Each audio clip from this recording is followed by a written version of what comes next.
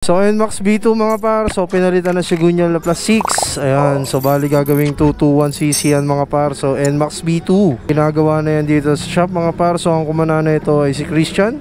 So upgrade si bossing ng plus 6 na si Gunyal, tapos stud bolt, tapos happy mga par. Ayan, so 66 na block na JBT, tapos si Cutie Boy CBT cleaning. Ayan mga par, so asikaso na tayo dito sa shop mga par. Let's go. So nagpagawa pala tayo ng seat cover mga par.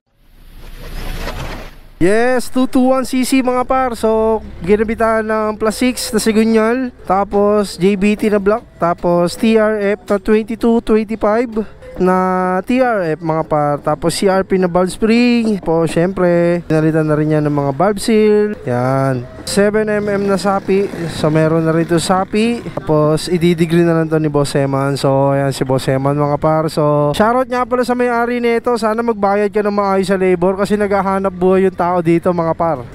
Ayan, so may-ari nito is si Lorenzo ng Boy Bakbak ng TBC mga par.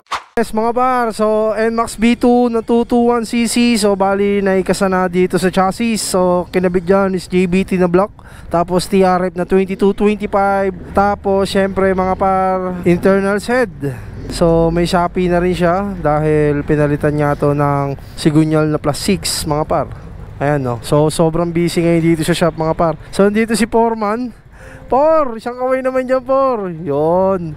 So si JM kinakana na yung Mio gear. So malapit na rin mabuo yung Mio gear. So yan, one click yung NMAX B2 na 221cc. Ayan. So all good sa tong 221cc mga par. Ayan o.